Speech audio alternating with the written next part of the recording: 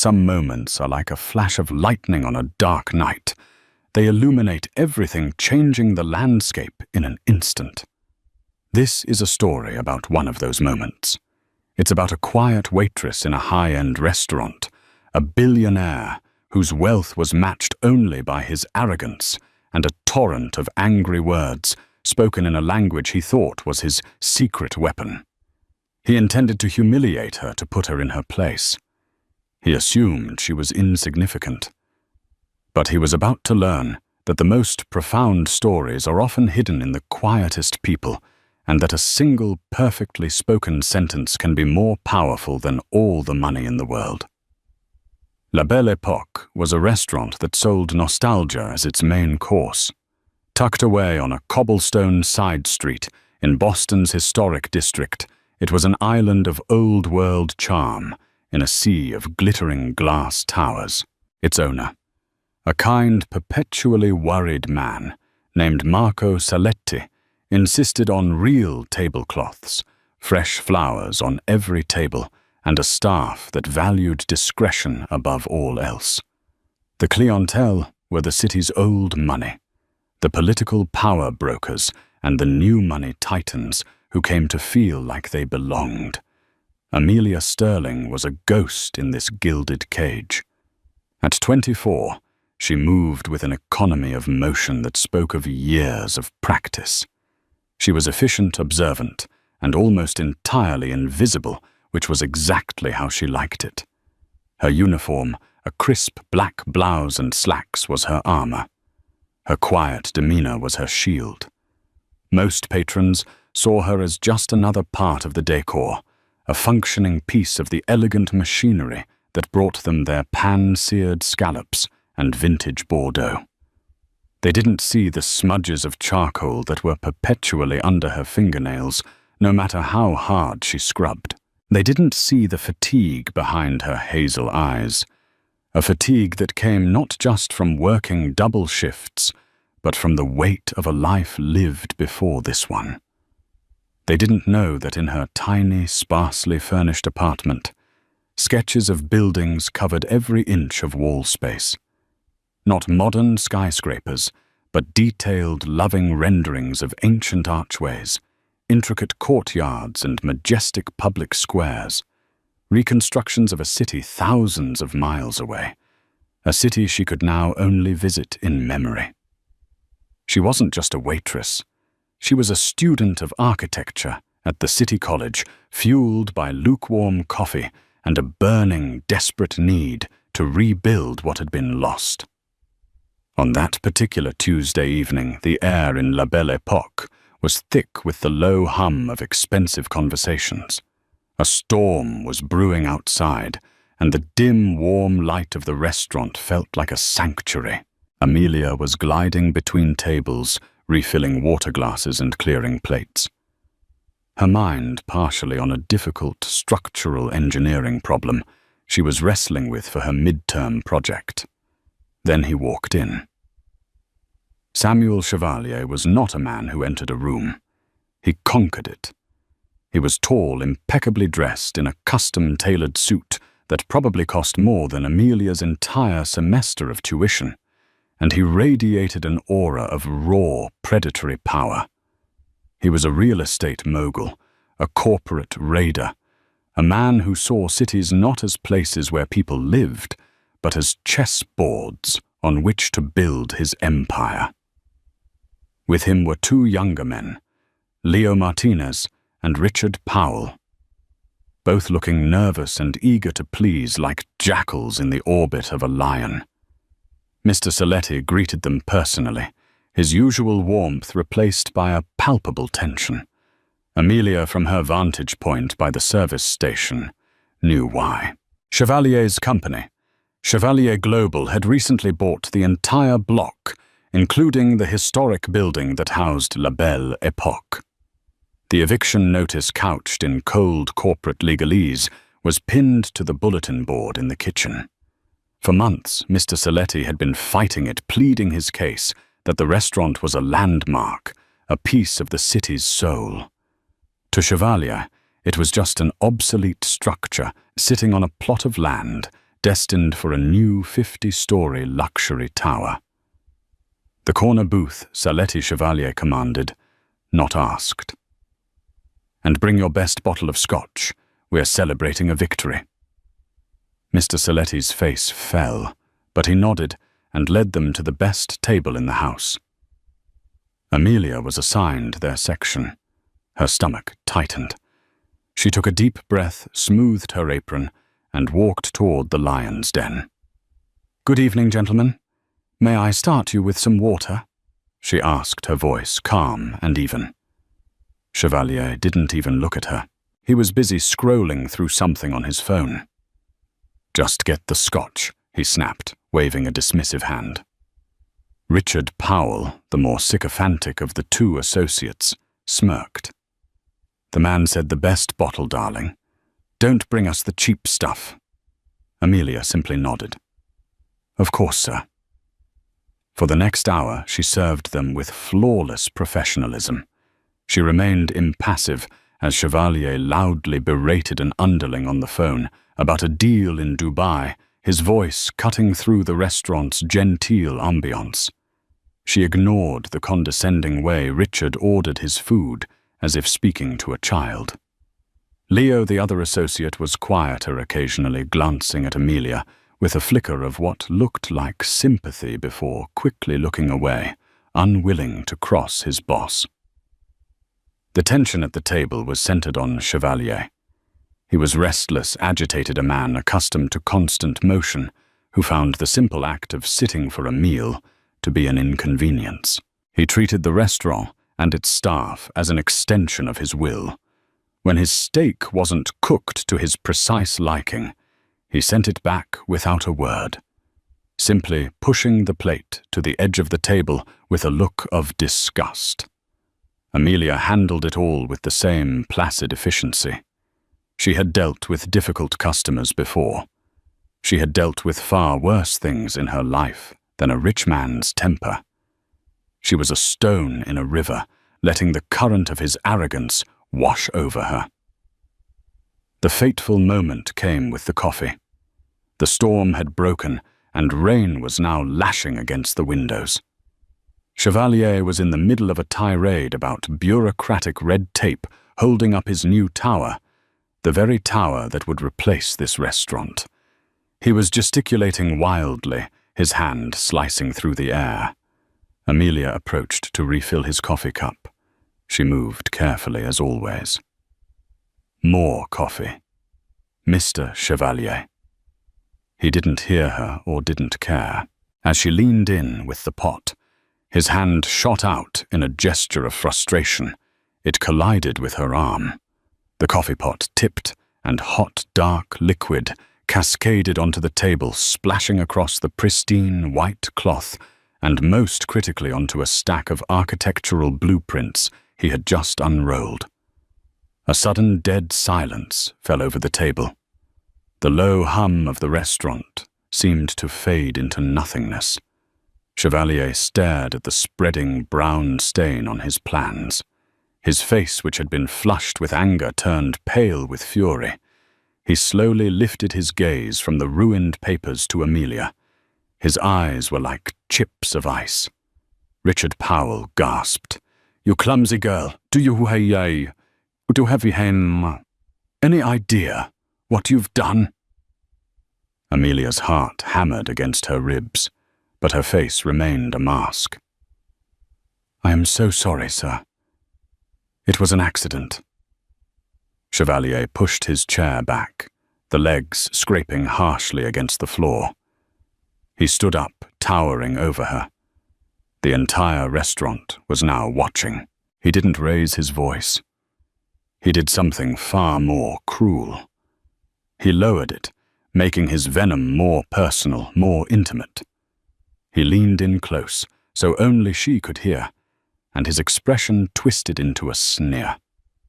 He assumed, like most people, that a waitress in a Boston restaurant would be just another American. He decided to use a language he'd picked up during his ruthless business dealings in the Middle East, a language he used to show off, to dominate, to draw a line between himself and the little people. He switched to Arabic. The words were guttural, sharp, and dripping with contempt. He switched to Arabic, his words guttural and sharp, dripping with contempt. You street dog, you are nothing. At least animals have a purpose. But you're nothing more than a waste of air. He had called her a street dog. He had told her she was nothing. That at least animals have a purpose, but she was just a waste of air. It was a vile, deeply personal insult, designed to shatter the dignity of someone he believed couldn't possibly understand it. He smiled a cold, triumphant little smirk, expecting to see confusion, maybe fear in her eyes. He straightened up, ready to demand that Mr. Saletti fire her on the spot. He had delivered his final crushing blow. But Amelia didn't look confused. She didn't look scared. For the first time all evening, the mask of the invisible waitress slipped. Her posture changed. She stood up straighter, her spine stiffening as if forged from steel. She lifted her chin, and her hazel eyes met his directly. The fatigue in them was gone, replaced by a fire that seemed to burn away years of quiet suffering. A beat of silence passed, and then she answered him. The Arabic that Samuel Chevalier had spoken was functional, the kind a foreigner learns in a boardroom to intimidate and impress.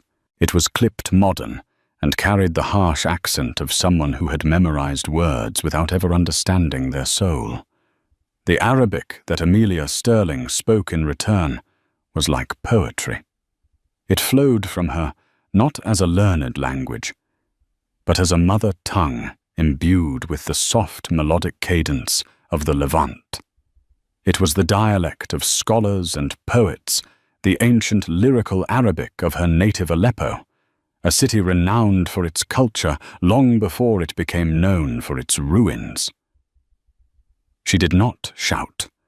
Her voice was quiet, yet it cut through the silence of the restaurant with the precision of a surgeon's scalpel.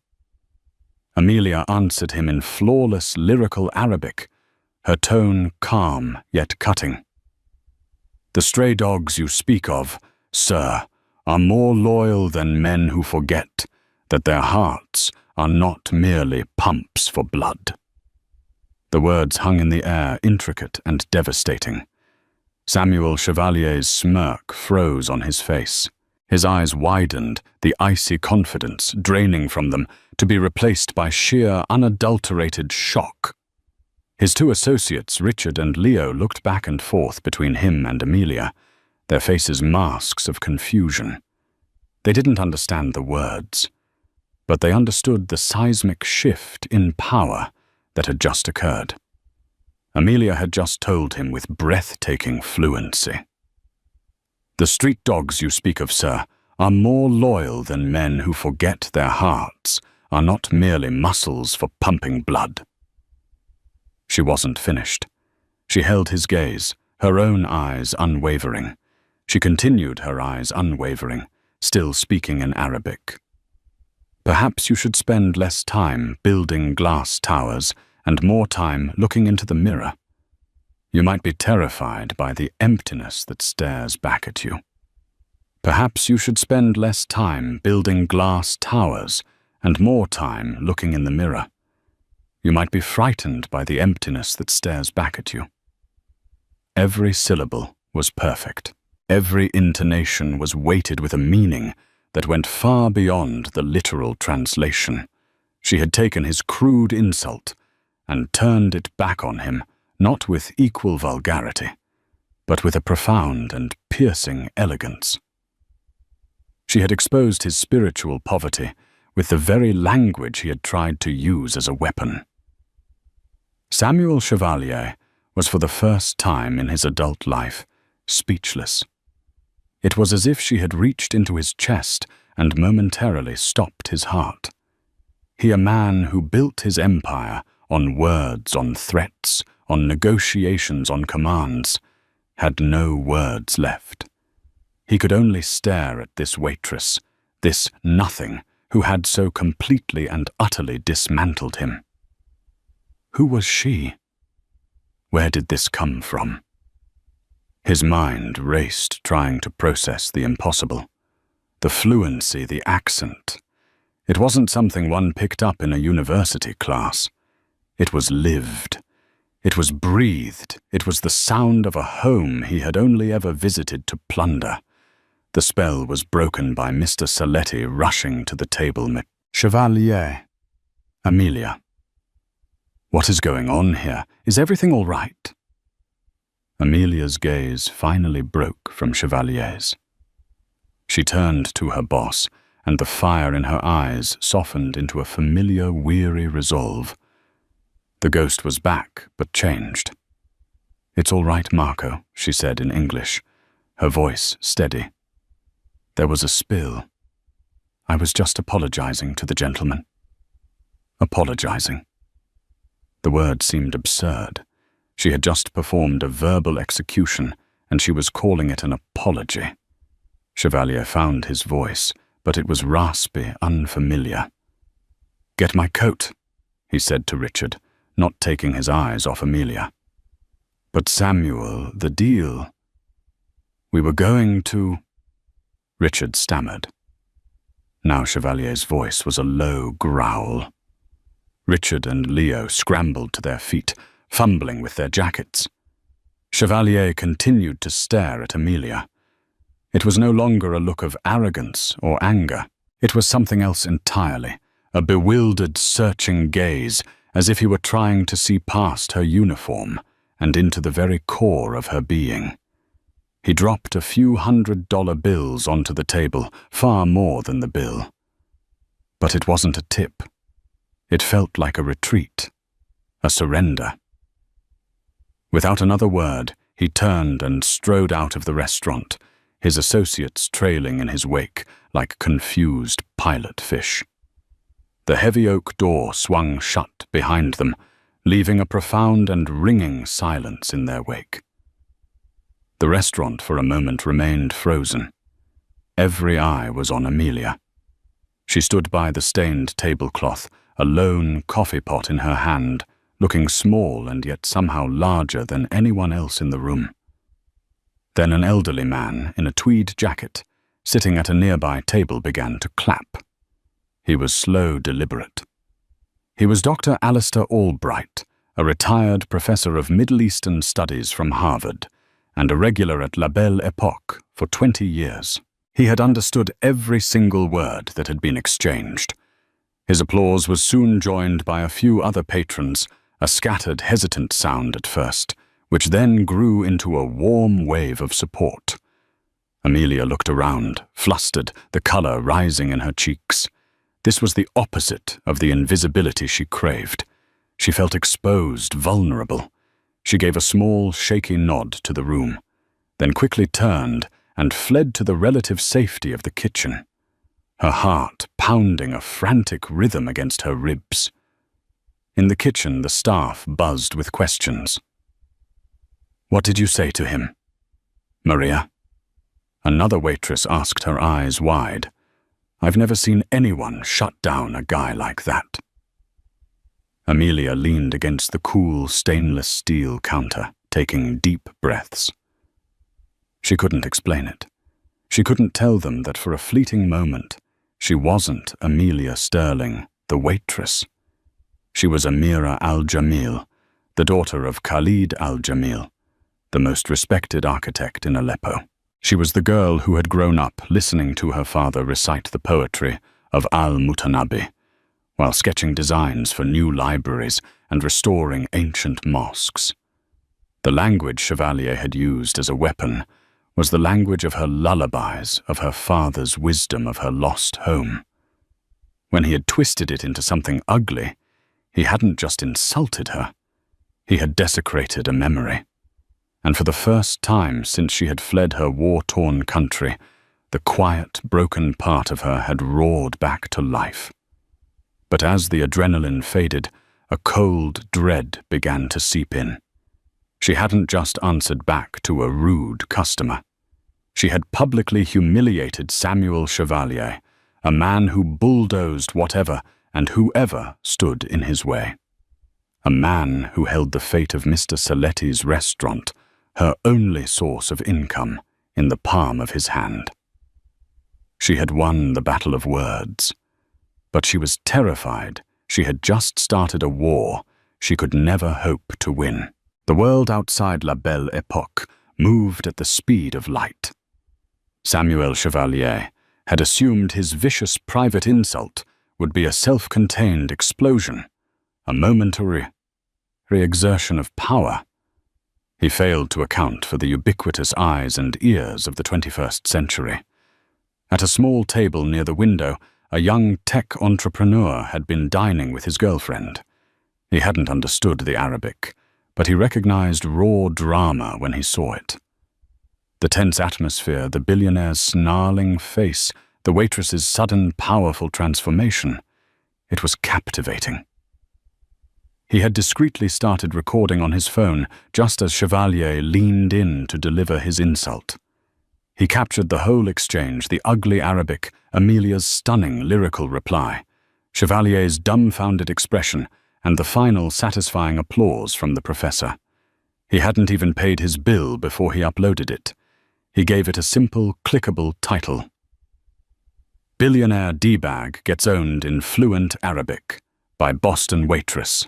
He tagged several local news outlets and gossip blogs. Then he went back to his dessert. By the time Amelia was finishing her shift, wiping down the last of the tables, and helping Mr. Saletti lock up the video, was no longer a spark. It was a wildfire. It ripped through Twitter, was shared tens of thousands of times on Facebook, and became the top post on Reddit's public freakout and justice served forums. People were mesmerized. Commentators who spoke Arabic quickly provided translations, and with each translation the story grew. Chevalier's crude insult was laid bare for the world to see, contrasted with the poetic, devastating grace of Amelia's response. She became an overnight folk hero. They didn't know her name, so they gave her one: the Aleppo Waitress.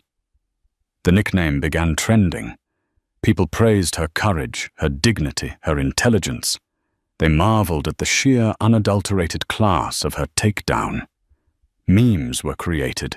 The image of her calm face opposite Chevalier's stunned expression became a symbol of quiet defiance against arrogant power. Amelia knew none of this. She walked home through the rain-slicked streets, her mind replaying the encounter over and over. She was racked with a mixture of pride and terror. The pride was a forgotten feeling, a warm ember from a life she thought was extinguished. The terror was all too familiar. She worried about Mr. Saletti. She worried about her job, her tuition, her fragile, carefully constructed new life. She arrived at her small apartment, the scent of turpentine and old paper a comfort. She switched on her laptop to work on her midterm project, but her mind was too scattered. On a whim, she opened a browser and typed in La Belle Époque. The search results hit her like a physical blow. Her face, or rather a blurry, pixelated version of it from the video, was everywhere. News headlines screamed at her, "Who is the mystery?" Waitress who put Samuel Chevalier in his place. Boston billionaire's Arabic insult backfires in viral video. The Aleppo. Waitress. A story of grace under fire.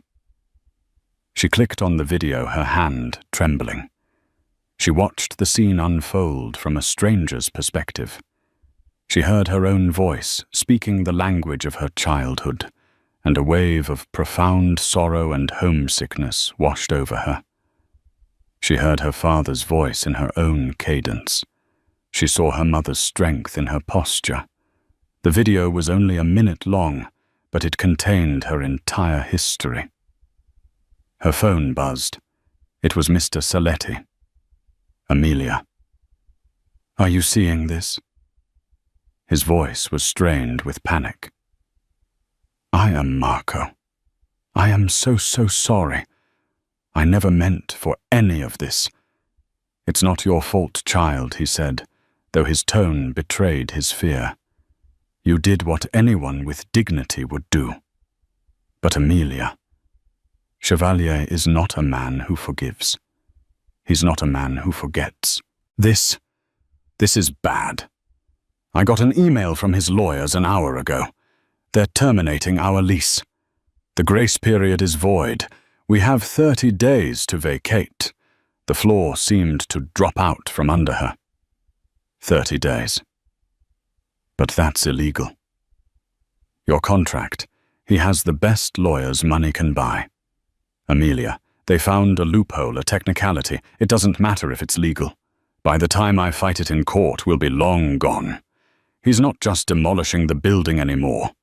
He's punishing us. He's punishing me because of you. The words, though not meant to be cruel, pierced her heart. She was the cause.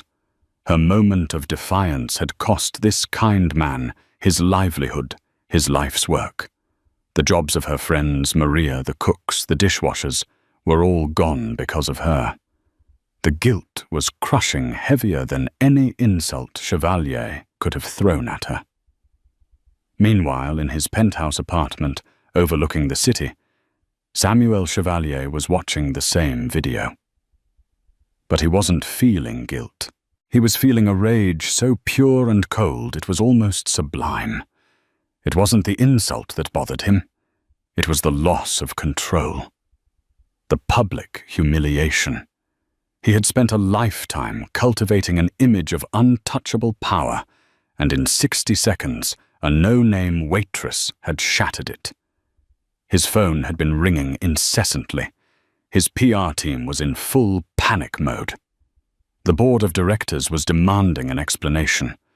A major investor from Abu Dhabi, a man whose respect he had worked for years to gain, had sent him a one-line text message. This is not how strong men behave. Find her. He seethed to the head of his personal security. A formidable man named Carter. I don't mean her name from the restaurant payroll. I want to know everything. Where she was born, where she went to school, what she ate for breakfast. I want to know who gave her the right to look at me that way. Find out who she is. And I mean everything. Carter, a man accustomed to digging up corporate espionage and hidden financial records, nodded. It will be done, Mr. Chevalier. Samuel turned back to the screen, pausing the video on Amelia's face. The defiant look in her eyes was like a personal challenge. He was a man who razed buildings, crushed competitors, and reshaped city skylines. He would not be undone by a waitress. He would find her, and he would use the information to crush her to reassert his dominance. He would prove that in his world, people like her did not get the last word. The digital wildfire was burning now, but he would be the one to control the ashes. Carter was brutally efficient. He was a former intelligence analyst who moved through the digital and physical world with silent, surgical precision. For him, uncovering the life of Amelia Sterling was a trivial matter. Within 24 hours, a sleek, encrypted file landed in Samuel Chevalier's inbox. The subject line was simple A, Sterling, full dossier. Samuel opened it in his sterile, glass-walled office, the city of Boston spread out beneath him like a map. He expected to find a story of mundane struggle. Perhaps a second-generation immigrant, a student visa, a history of working menial jobs. He was looking for leverage, for a weakness, for a pressure point he could use to silence her and repair his public image. What he found was a ghost story. The first page was standard information. Name, Amelia Sterling. Age 24. Current address. A tenement building in Alston. Occupation waitress, La Belle Époque. student, Boston City College, School of Architecture. He paused. Architecture. A flicker of something annoyance, surprise passed through him. He looked at the half-finished model of his own Chevalier Tower that stood in the corner of his office. He dismissed the thought and read on. The next section was her immigration history. Status political refugee. Granted asylum 5 years ago. Country of origin, Syria. City of origin, Aleppo. This gave him another pause. Aleppo. The name was a headline, a tragedy he'd read about in the Wall Street Journal over his morning espresso. A place of rubble and dust. It explained her accent, but it didn't explain the fire in her eyes, the regal dignity. Then he clicked on the next file, labeled Family History, and the world tilted on its axis. The file contained scanned documents, translated birth certificates, and old newspaper clippings. Her name wasn't originally Amelia Sterling. It was an anglicization she'd adopted for a new life. Birth name, Amira Al-Jamil. The name Al-Jamil meant nothing to him, but the name of her father, which appeared next, hit him like a physical blow. Father Dr. Khalid Al-Jamil, occupation architect and professor of architectural history, University of Aleppo. Samuel's blood ran cold. He leaned forward, his face inches from the screen. It couldn't be. He scrambled to open a new browser tab and typed the name Khalid Al-Jamil. The search results were filled with academic journals, architectural magazines, and tributes from UNESCO. Khalid Al-Jamil wasn't just an architect. He was a legend, a visionary who had seamlessly blended modern structural techniques with ancient Islamic design. He was famous for his restoration of the Great Mosque of Aleppo and his designs for public libraries and cultural centers across the Levant. He was a purist, a poet in stone and steel. Years ago, when Samuel was just starting out, hungry and ambitious, he had studied the work of the world's great architects. He had a secret appreciation for the masters, a side of himself he never showed his cutthroat business partners. He remembered seeing a profile on Khalid Al-Jamil in an international design magazine. He had been captivated by the man's philosophy that buildings should serve the soul of a community, not just the ego of their creator. He had dismissed it at the time as naive, but the elegance of Al-Jamil's designs had stayed with him. The dossier continued, and the story turned dark. It included satellite photos and Red Cross reports.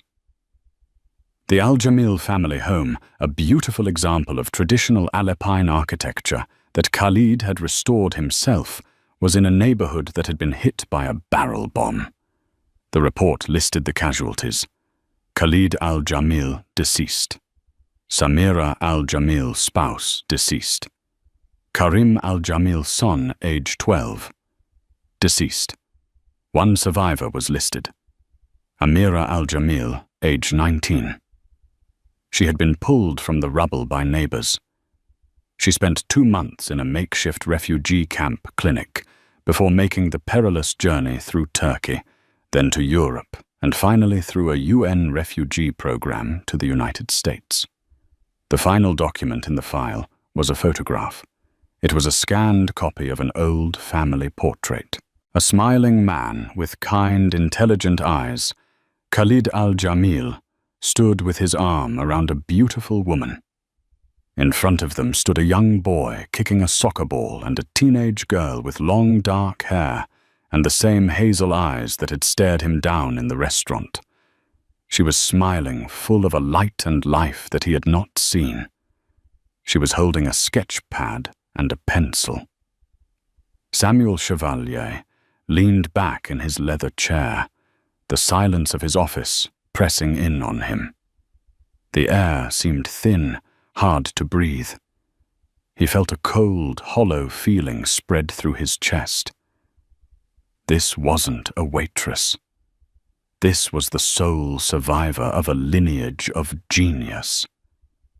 This was the daughter of a man he had in a secret professional corner of his soul admired.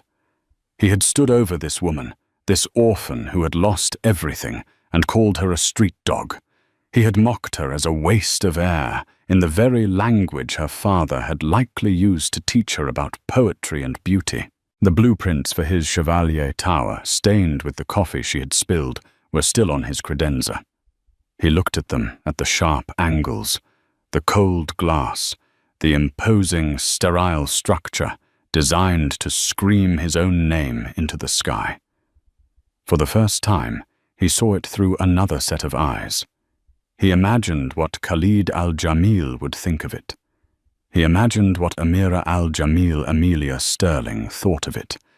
You might be frightened by the emptiness that stares back at you. Her words echoed in his mind, no longer an insult, but a prophecy. He was looking at his life, at his empire, at his tower, and he was seeing the emptiness, the utter profound lack of soul. The rage was gone. The need for revenge had evaporated. In its place was something deeply unsettling, something he hadn't felt in decades. Shame. He had wanted to find a weakness, a pressure point to destroy her. Instead, he had found a story of unimaginable strength and a mirror that showed him the poverty of his own character. He had set out to crush a ghost, and the ghost had turned around and shown him that he was the one who was truly haunted. His plan for revenge was now in ashes, but he had no idea what to build in its place. The viral video and the subsequent public shaming of Samuel Chevalier had an unintended consequence. It brought Amelia's story to the attention of Dr. Alistair Albright, the Harvard professor who had started the applause in the restaurant. He had been haunted by the exchange, by the purity of her Alpine dialect. He sought her out. He found her not at the now shuttering La Belle Époque, but at the City College library, hunched over a drafting table, her face illuminated by the glow of a lamp. She looked exhausted but determined. He introduced himself, gently speaking a few words in the same classical Arabic she had used. Her head snapped up, her eyes wide with surprise. "I was there that night," he explained in English. "I was a professor of Middle Eastern history. What you did, the dignity you showed, it was remarkable." Hesitantly, Amelia began to talk. For the first time since coming to America, she told someone her story. Not the sanitized refugee version, but the real one. She spoke of her father, his work, her dream of following in his footsteps, and the crushing guilt she now felt over the fate of La Belle Époque. Dr. Albright listened, his expression growing more grave with each word. "Amelia," he said finally, his voice firm, "you have nothing to be guilty about. A man like Chevalier is a force of nature like a hurricane. You just happened to be the one who stood in his path. But you didn't break." He paused. "Your father, Khalid al-Jamil, he was a great man. His loss was a loss for the entire world. His work must not be forgotten. Your work must not be forgotten." Inspired and emboldened by her story, Dr. Albright made a few calls. He was retired, but his name still carried immense weight. He spoke to a journalist at the Boston Globe, a former student of his known for her in-depth, compassionate reporting. He contacted the city's Historical Landmark Commission. He didn't just tell them about a waitress who was wronged. He told them the story of Amira al-Jamil, the heiress to an architectural legacy, and how the last vestige of her new life was about to be bulldozed by the very man who had insulted her heritage. The narrative began to shift. The story was no longer just about a rude billionaire. It became a story about culture, history, and preservation. It was David versus Goliath. But now David had a backstory that resonated with the entire city. Protests, small at first, began to form outside the boarded-up La Belle Époque. Students from Amelia's college joined in holding signs that read, "Boston's soul is not for sale, and build bridges, not towers." The Historical Commission, under public pressure, announced an emergency review of the building's landmark status, a move that would temporarily halt any demolition permits. Samuel Chevalier found himself in an entirely new kind of war. It wasn't a corporate takeover he could win with hostile bids and backroom deals. It was a battle for public opinion, and he was losing catastrophically. The story of the architect's daughter was far more compelling than the story of the wronged billionaire. His attempts at damage control, a sterile lawyer-approved apology released by his PR firm, were met with ridicule and scorn. His investors were getting nervous.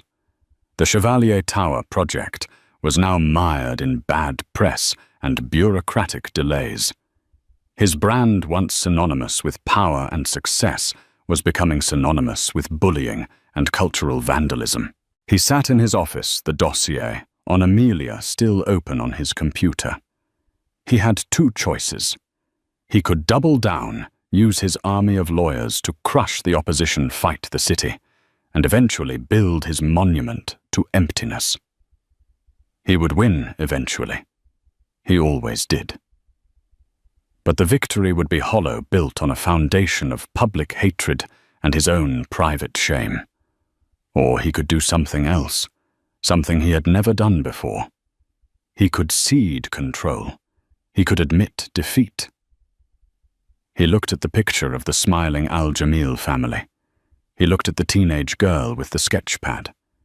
He thought of her in the library, drawing buildings from memory, while he sat in his tower of glass, counting his money. His phone rang. It was Leo Martinez, his quieter, more observant associate. Sir Leo said, his voice hesitant. "I've been following the news. This is not going away." "What's your point, Leo?" Samuel snapped, his old impatience flaring. "My point, sir, is that maybe we're looking at this the wrong way. We're trying to silence her. Maybe we should be listening to her." It was a brave thing to say, and Leo knew he was risking his career. Samuel was silent for a long moment. The old him would have fired Leo on the spot for such insubordination, but the old him hadn't been so thoroughly dissected by a few lines of poetry. "Get the car, Leo." Samuel said, his voice quiet, devoid of its usual arrogance. "We're going for a ride, and find out where I can find Amelia Sterling. Not to serve her papers, to talk." Leo was stunned. "Yes, sir." "Right away, sir." As Samuel stood up, his eyes fell once more on the model of the Chevalier Tower. He walked over to it, this monument to his own ego. He looked at its sterile lines, its soulless ambition, and with a sudden decisive movement, he swept his arm across the pedestal, sending the multi-million-dollar model crashing to the floor in a shower of shattered plastic and broken dreams. He didn't look back at the wreckage. He was going to build something new. Finding Amelia wasn't hard. Dr. Albright had become a protective figure in her life, and when Leo Martinez called him explaining that Mr. Chevalier wished to speak with her in person, the old professor was skeptical. "He will not harass her," Leo insisted. "This is not about intimidation. I give you my word. He wants to meet on neutral ground. Your choice." After a long conversation with Amelia, who was both terrified and strangely resolute, a meeting was arranged. The location she chose was not a law office or a boardroom, but the Boston Public Library's main courtyard, an open, peaceful space itself, a masterpiece of architecture surrounded by graceful arches and the quiet rustle of turning pages. Amelia arrived first, sitting on a stone bench near the fountain. She clutched her worn sketchbook to her chest like a shield. When Samuel Chevalier arrived, he was alone. No associates, no bodyguards. He wasn't wearing his usual power suit, but a simple dark sweater and trousers. He looked smaller somehow, without the armor of his wealth. He stopped a few feet away from her, his hands in his pockets. The bustling noise of the city seemed to fade away. "Miss Sterling," he began, his voice low. "Amira." Hearing him say her real name sent a jolt through her. It was both intimate and unnerving. "Thank you for meeting me," he continued. He didn't offer a handshake. He seemed to know it wouldn't be welcome. "The things I said to you, the apology my lawyers wrote. None of it is enough.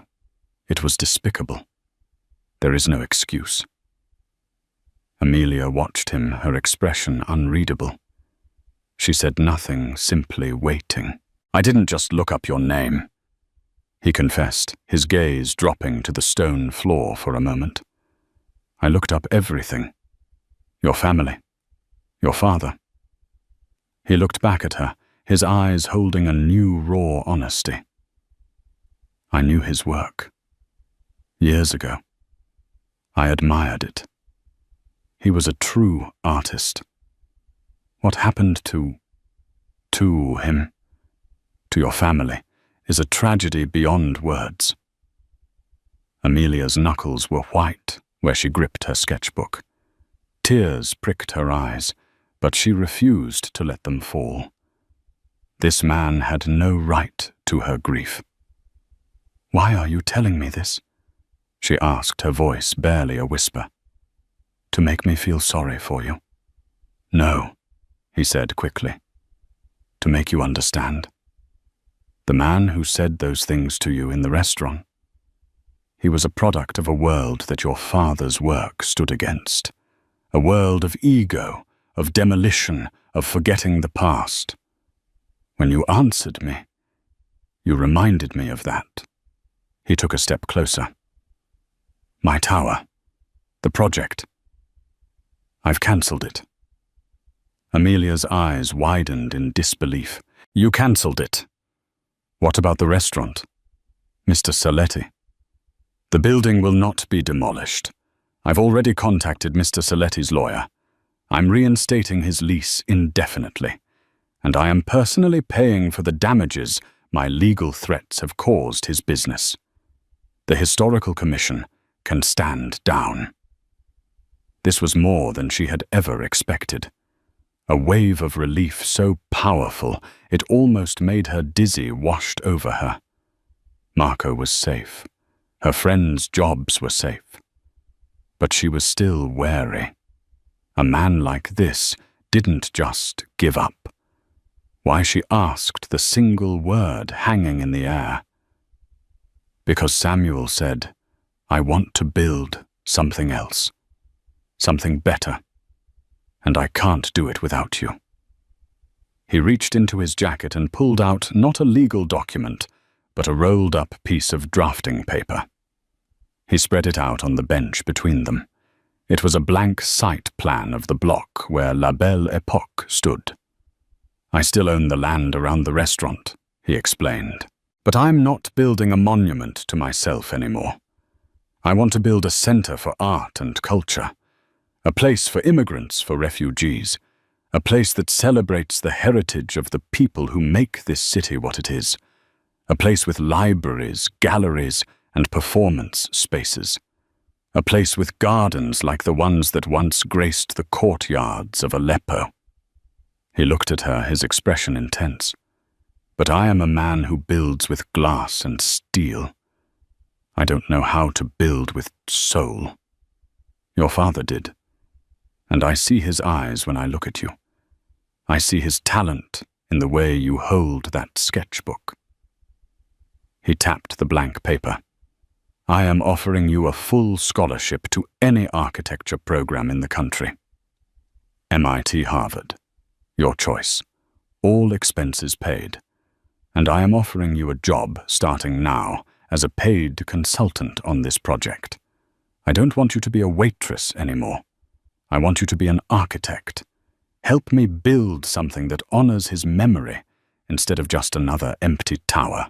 Amelia was stunned into silence. Her mind was reeling. It was an impossible offer, a fairy tale solution born from a nightmare. Was it a trick? A way to co-opt her story and salvage his reputation? She searched his face for any sign of deceit, but saw only a profound weariness and a flicker of desperate hope. She thought of her father. He believed that architecture could heal, that buildings could be bridges between cultures, between past and future. He would not have wanted her to be defined by bitterness and anger. He would have wanted her to build. Slowly she uncurled her fingers from her sketchbook. She opened it to a page she had been working on the night before. It wasn't a memory of Aleppo. It was a new design, a concept for a modern public library, but with a soaring central atrium designed like a traditional Syrian courtyard, complete with geometric archways and a fountain at its center. It was a fusion of her past and her present. She slid the sketchbook across the bench to him. Samuel looked down at the drawing. He saw the elegant lines, the thoughtful use of light and space, the deep respect for history blended with a bold vision for the future. He saw Khalid al-Jamil's soul refined and reborn in his daughter's hands. A slow smile, the first genuine one Amelia had ever seen from him, touched his lips. Yes, he breathed, his voice filled with awe. Something exactly like this. Amelia looked from her sketch to the powerful man beside her, and for the first time she did not see an enemy. She saw a partner. She saw a chance not just to rebuild the ruins of her memory, but to build a future she had never dared to imagine. "All right, Mr. Chevalier," she said, her voice clear and strong. "Let's get to work." The news of the partnership between Samuel Chevalier and Amelia Sterling sent shockwaves through the city, far greater than the initial viral video. It was a story of redemption, collaboration, and hope that eclipsed the simple narrative of conflict. The project was officially announced in a press conference held fittingly in the reopened and bustling La Belle Époque, with a beaming Marco Saletti looking on. It was named the Al-Jamil Center for Cultural Heritage. The next few years were a whirlwind for Amelia. She accepted the scholarship to MIT's prestigious School of Architecture and Planning, but her education was not confined to the classroom. She worked side by side with Samuel and a world-class team of architects he assembled. At first, their dynamic was cautious. Samuel, humbled and transformed, learned to listen. He had spent his life dictating terms. Now he learned to ask questions. He watched, fascinated, as Amelia, or Amira, as she now asked her friends and colleagues to call her, commanded a room not with volume, but with quiet, unshakable competence. She argued for materials, for designs, for public spaces, with a passion that came from a place he was only just beginning to understand. She fought for every archway, every courtyard, every detail that would make the center a place of welcome and refuge, not just a building. Amira, in turn, learned from him. She learned the practical language of zoning laws, budgets, and engineering logistics. He taught her how to navigate the ruthless world of construction, while she taught him that a building's true value couldn't be measured in square footage or rental income. They forged an unlikely, powerful alliance built on a shared goal and mutual hard-won respect. Leo Martinez, the associate who had advised Samuel to listen, was promoted to oversee the project, his compassionate instincts finally rewarded. Richard Powell, unable to adapt to the company's new ethos, quietly resigned. Dr. Albright was appointed to the center's board of directors, ensuring its mission would always stay true to its founding principles. On a crisp autumn day, 5 years after their fateful encounter, the Al Jamil Center opened its doors to the public. It was a breathtaking piece of architecture. It did not scrape the sky like the tower Samuel had once envisioned. Instead, it embraced the street. Its facade of pale limestone and warm wood was intricately carved with geometric patterns that recalled ancient Syrian art. La Belle Époque was nestled perfectly into its corner, its old-world charm preserved and celebrated. The heart of the center was the vast, sunlit atrium Amelia had first sketched in her notebook. A fountain bubbled peacefully at its center, the sound of water a soothing balm. Galleries branched off, showcasing the art of immigrant and refugee artists. A state-of-the-art library was filled with books in dozens of languages. A performance hall hosted musicians and poets from around the world. It was more than a building. It was a living, breathing testament to the idea that a city's greatest strength is its people and their stories. On the opening day, a dedication ceremony was held in the main atrium. Amelia, now a confident, poised architect, stood at the podium. She looked out at the diverse crowd, at Marco Saletti, wiping a tear from his eye, at Dr. Albright, beaming with pride, and at Samuel Chevalier, standing not in the spotlight, but quietly at the side, watching her with an expression of profound respect. "Buildings are not just stone and glass," Amelia said, her voice echoing in the space she had designed. "They are memories. They are shelters. They are stages where human life unfolds. My father taught me that the role of an architect is not to impose a vision onto a community, but to listen to its heart and give it a physical form. This center is a testament to that belief. It is for every person who has ever had to start over. It is proof that from the deepest rubble, something beautiful and new can always be built." Later that day, as the sun set, casting long shadows through the great arches, Amelia found Samuel standing by the fountain. "He would have been proud of you," Samuel said quietly. "Not just for this building, but for the woman you've become." Amelia watched the water dance in the fading light. "He would have been surprised by you," she replied, a small, genuine smile on her face. "I think he would have liked the man you've become." The anger and pun of that night in the restaurant felt like it belonged to another lifetime. It was a flash of lightning that had, in the end, illuminated a path forward for them both. One had learned to see beyond wealth and power, and the other had found a way to reclaim her voice and her heritage, not by dwelling on the past, but by building a bold and beautiful future for everyone. And in the heart of the city, the center stood as a permanent reminder. The most powerful structures are not built on foundations of steel, but of dignity, respect, and a willingness to truly see one another. The story of Amelia Sterling and Samuel Chevalier is a powerful reminder that every single person we meet is carrying a history we know nothing about. An act of arrogance, a careless insult, can be a spark that either ignites a fire of destruction or, if we're lucky, illuminates a path to profound change. This wasn't just about a billionaire being put in his place. It was about two people from opposite ends of the earth finding common ground in the most unexpected way, proving that empathy is the strongest material from which we can build a better world.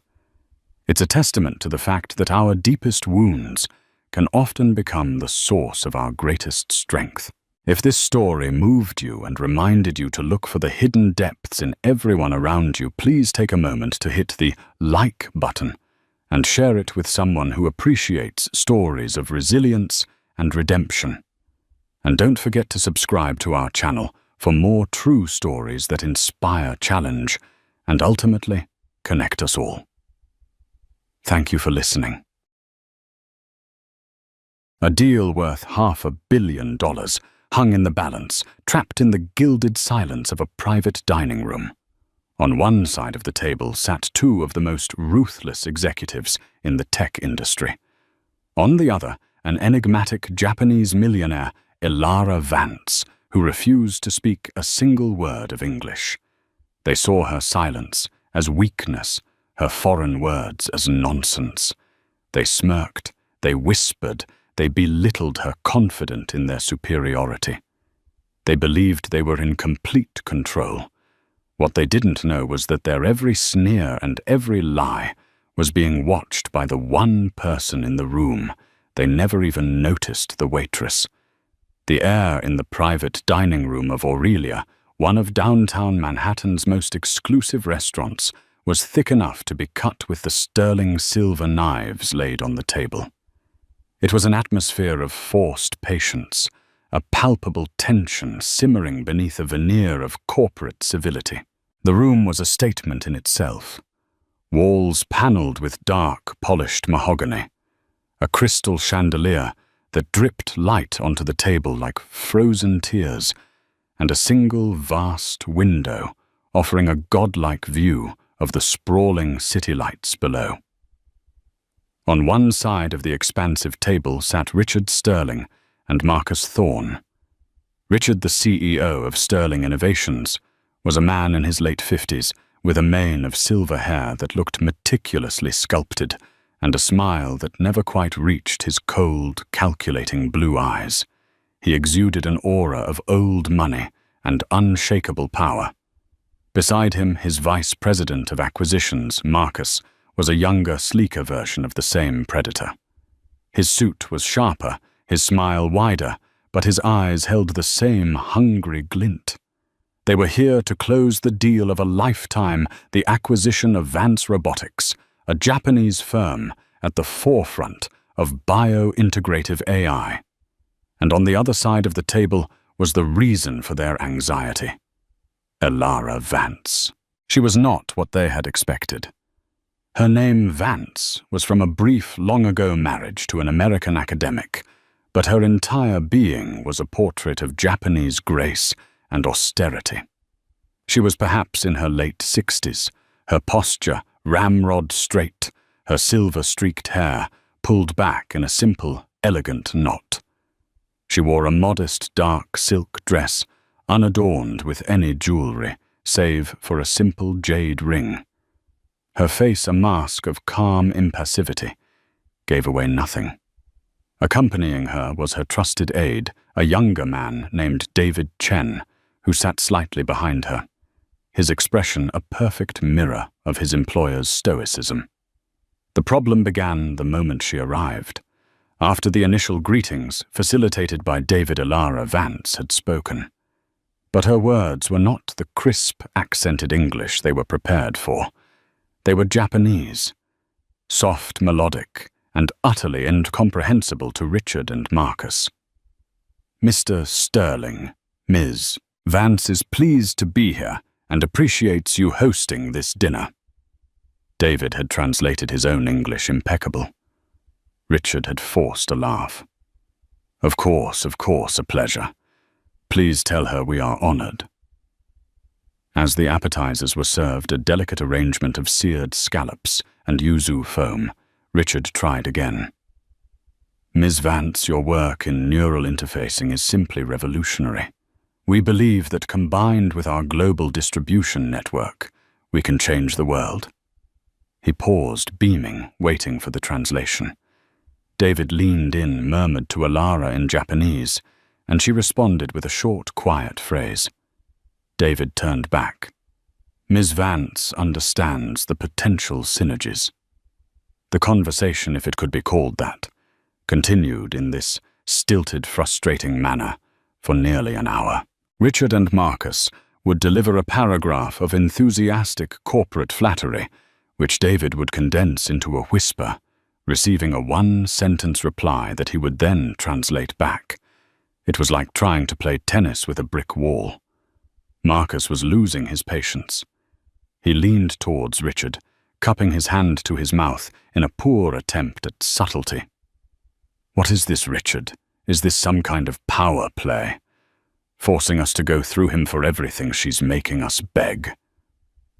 Richard's smile was tight, a mask of professionalism cracking at the edges. "Stay calm, Marcus. This is how they do business. It's about respect hierarchy. Just play the game. The prize is worth $500 million. But it felt like more than a game. Elara Vance's eyes, dark and intelligent, seemed to follow their every move. She rarely looked at David when he translated, but instead watched them, her gaze unwavering. It was unnerving. She would occasionally say something directly to them, a stream of Japanese that sounded like a question, her head tilted slightly. Each time they would look at David with panicked helplessness. "She asks if you enjoyed your recent holiday in the Caribbean, Mr. Sterling." David would translate, his face unreadable. Richard would blink, caught off guard. "Oh. Yes, it was wonderful, very relaxing. How did she—" "And she notes that your company's stock fell 2 points this afternoon after the quarterly projections were leaked, Mr. Thorne." David would continue relaying another of Elara's soft-spoken observations. Marcus's face would pale slightly. They were being dissected, analyzed, and the woman holding the scalpel was speaking a language that rendered them completely powerless. Their frustration was curdling into a dangerous mix of anger and arrogance. They were the titans of industry here, not her. This was their city, their restaurant, their deal, and they were being made to feel like fools.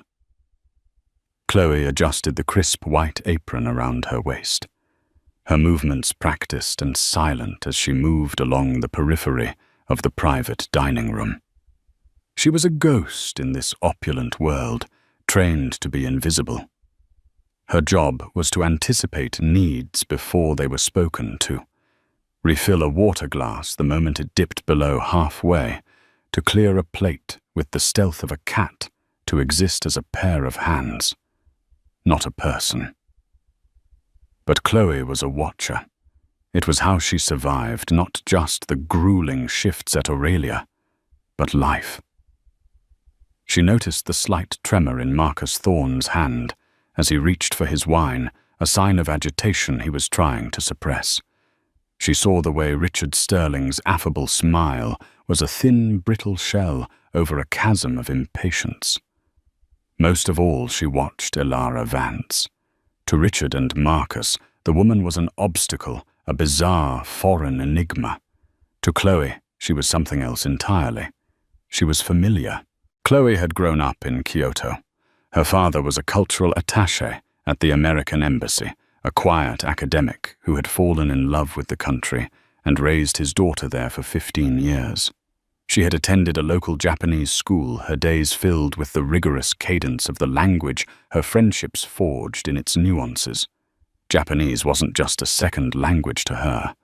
It was the language of her childhood, of scraped knees and first heartbreaks, of whispered secrets with her best friend Aiko.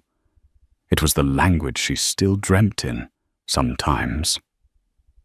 Now working 2 jobs to pay her way through a fine arts degree at NYU those years felt a lifetime away. Here she was, just Chloe, the quiet waitress. No one knew that the soft flowing words spoken by Elara Vance were as clear as day to her. And what she heard made the fine hairs on her arms stand up. She heard the translations David Chen provided, and they were accurate, but they were also incomplete. They were literal. They were the sterile, functional words of a professional interpreter. What they lacked was the soul, the subtle honorifics, the intricate subtext that was woven into every syllable Elara Vance spoke. When Elara had asked about Richard's vacation, her tone hadn't been merely inquisitive. There was a layer of polite, almost surgical precision, a phrase that subtly implied, "I know you were conducting unofficial business on that trip." When she had mentioned Marcus's stock, dropping her choice of words was not just an observation. It was a delicate yet unmistakable expression of disappointment, the kind a teacher might use for a promising student who had failed a simple test. She was speaking in a highly formal, almost courtly dialect of Japanese one that conveyed immense authority and intellect. Chloe watched as Marcus, growing bolder with his frustration, launched a new tactic, a condescendingly simple English spoken loudly, as if Elara were deaf or simple-minded. "We are offering you a very good price," he said, holding up his fingers. "Lots of money." Chloe flinched. The insult was so profound, so deeply ignorant, that she felt a phantom sting of shame on his behalf. She saw Elara Vance's eyes for a fraction of a second flicker with something that looked like pain. Not anger, but a deep, weary sadness. David Chen's jaw tightened, but he remained silent, translating Marcus's boorish words dutifully. Elara responded, her voice still quiet, but with an edge, a sharpness that wasn't there before. David translated, "Ms. Vance understands the financial offer." But what Elara had actually said was, "Please tell this child that the buzzing of a fly is more disruptive to my thoughts than his shouting." Chloe nearly dropped the silver water pitcher she was holding. She steadied herself against the wall, her heart hammering. This wasn't a negotiation. It was a disaster. These men, in their blind arrogance, were dismantling a $500 million deal with every condescending word. And Elara Vance was letting them. She was observing their disrespect, cataloguing it, her silence a vessel for their contempt. The final straw came when Richard, convinced that the woman across from him was either playing a foolish game or was genuinely incompetent, decided to discuss strategy with Marcus openly, right at the table. "Look, this is going nowhere," Richard muttered, leaning across the table as if Elara and David were merely furniture. "Let's just get to the final offer. We'll cut out the performance incentives for her executive team. She clearly can't manage them if this is how she behaves. We can absorb them into our own structure and save 20 million off the top. She'll never even know the difference. Just tell her it's a streamlined final offer." Marcus grinned, a flash of predatory teeth. "Brilliant. She's lost in her own world. He'll just translate whatever we tell him to." Chloe stood frozen by the service door, the cold metal of the handle pressing into her back. They were going to defraud her, right here in front of her, using her own childhood language as a shield for their deceit. They assumed her inability to speak English equated to an inability to understand complex deal structures. They saw a woman, not a titan. They saw a foreigner, not a genius. And in that moment, Chloe felt the 15 years in Kyoto rise up in her. She remembered her father teaching her that silence in Japan could be a sign of respect, of deep thought, of strength. It was not a vacuum to be filled with noise and arrogance. She looked at Elara Vance's face, at the profound, lonely intelligence in her eyes. It was the same look she'd seen in her own grandmother's eyes, after her grandfather passed away, a woman surrounded by people who only saw her as a frail widow, not the pillar of strength she was. Her manager's voice echoed in her head. "You are invisible, Chloe. Do not speak to the guests unless spoken to." ever. It was the cardinal rule. Breaking it meant instant dismissal. It meant rent wouldn't get paid. It meant her dream of finishing her degree would evaporate. But then she heard Alara Vance speak again, her voice almost a whisper. And this time it was not directed at the men. It was a soft, forlorn murmur almost to herself. Is there no one here who sees? Chloe's decision was made. Her job, her future, they felt small compared to the colossal injustice unfolding in this gilded cage. She pushed off the door, smoothed her apron, and walked toward the table, her heart a frantic drum against her ribs. As Chloe approached the table, the world seemed to slow down. Each step on the plush Persian rug was a deliberate act of defiance.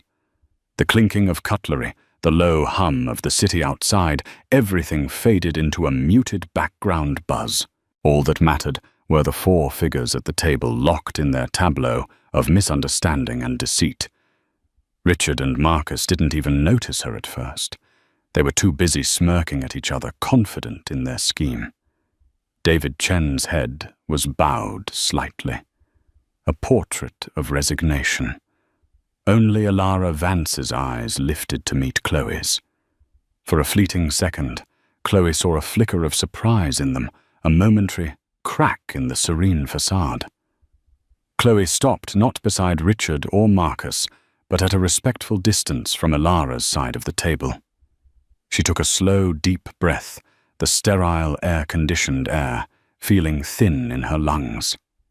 This was it. She bowed.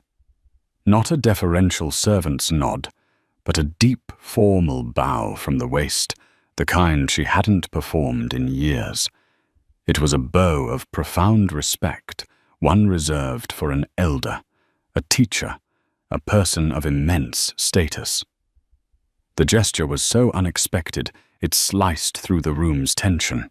Richard and Marcus stopped talking, their heads snapping in her direction. "What the hell is this?" Marcus muttered, a sneer twisting his lips. "Can we get some more wine here? Or—" His voice trailed off as Chloe straightened up, looked directly at Alara Vance, and spoke. Her Japanese was flawless. It was the Kyoto dialect of her youth, formal, humble, and clear as a temple bell. "Vance-sama." She began using the highest form of address, one that bordered on reverence. "Forgive my unforgivable impudence. I am but a humble servant here. However, to stand by and witness this discourtesy is a stain upon this house and my own honor. If you would permit me, I can help." The silence that followed was absolute. It was a stunned, deafening void. Richard and Marcus stared at her, their mouths literally agape. It was as if a piece of furniture had suddenly recited Shakespeare.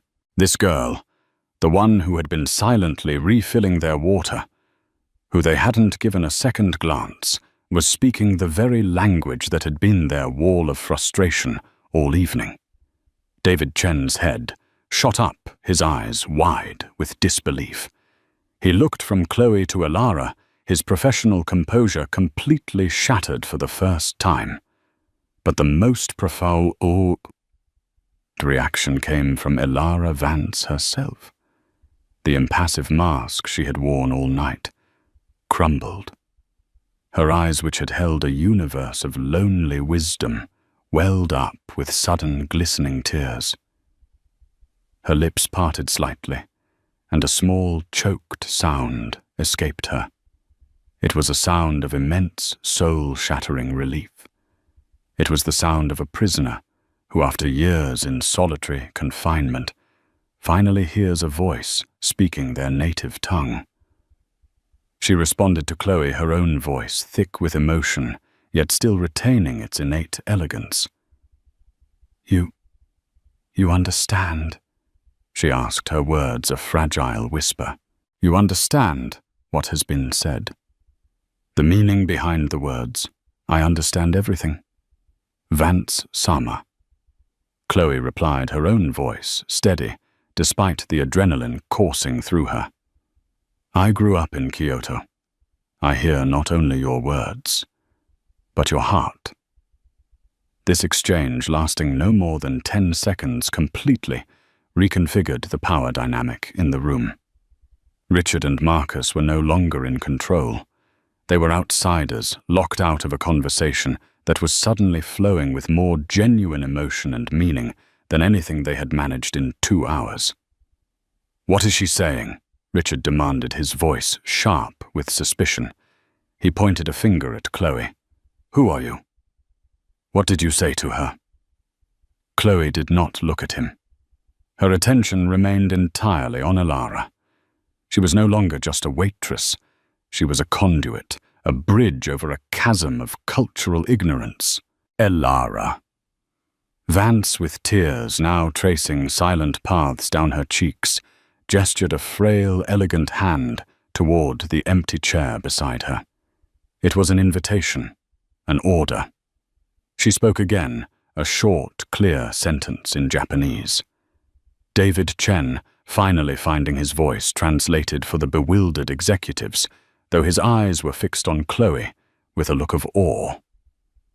Ms. Vance requests that the young lady join them at the table."